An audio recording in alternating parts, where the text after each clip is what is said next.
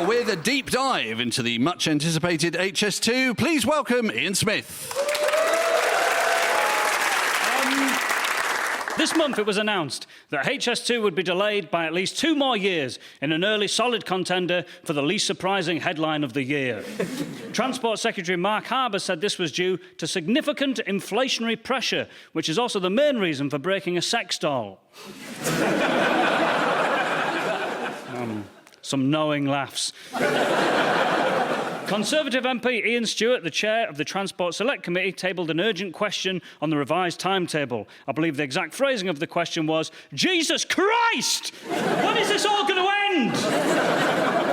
Its lack of fruition will have a negative effect on the North, and many think HS2 has just become a gravy train, which you'd think the North would love.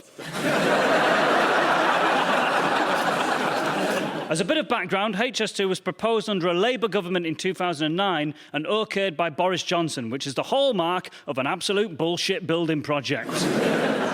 Other Boris Johnson-approved ideas include a new airport on an artificial island like something out of Thunderbirds, and a magic bridge that connected Scotland and Northern Ireland that most engineers called impossible.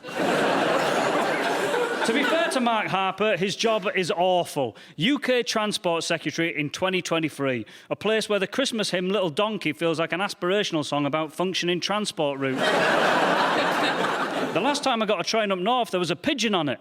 And it wasn't stuck, that's just how we deliver messages of delays to the passengers. The plan was to have trains going from Birmingham to Euston, but now transport experts have said trains will be terminating at Old Oak Common for a prolonged period. Old Oak Common. If you don't live in London, you might not know this, but the further on the outskirts you get, the more the stations sound like made-up places in a children's book.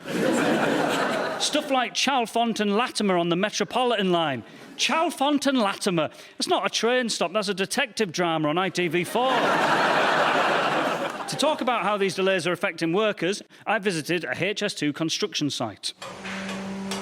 I'm here with site manager John. There doesn't seem to be a lot of work going on, but the noise is very loud. Oh, yeah, so we're just pumping in the construction sounds from a CD, just to raise morale, really. We're using now, that's what I call workplace sound effects 45. I personally think if HS2 does get finished, it should lean into its delays and make that part of its brand. All the trains arrive 30 minutes late. Only serve things on the trolley that take a long time to prepare. Pints of Guinness, letting them settle for a bit. Sandwiches, but where the bread is prepared from scratch in front of you. The mascot could be a sloth. Instead of see it, say it, sorted, the catchphrase could be see it, look at it for a while, say it again. One more time for the people at the back. Hope someone sorts it, wait a bit more, ask if anyone's going to sort it, and then just eventually forget about it. One thing we can guarantee, with recent trailers dropping for biopics of the inventors of BlackBerry phones and Tetris, there'll definitely be a film. This summer or autumn, but probably winter, in a few years' time, the long-awaited movie of the long-awaited train line, HS2. Confusingly, it's not a sequel. A man with an unquenchable dream. I want to make travel from Birmingham to London faster, but only marginally. But darling, think about the cost. God damn it, Margaret, why can't you support my dreams? A journey about overcoming struggles. There's been another delay. It's the cost of living crisis. It's got worse. There's no cucumbers. No! I knew cucumbers would be the downfall of this railway. Introducing an old mop with some googly eyes on it as Boris Johnson. HS2 will be opened shortly after the Garden Bridge and Boris Island Airport, both of which will work, and you can hold me to that.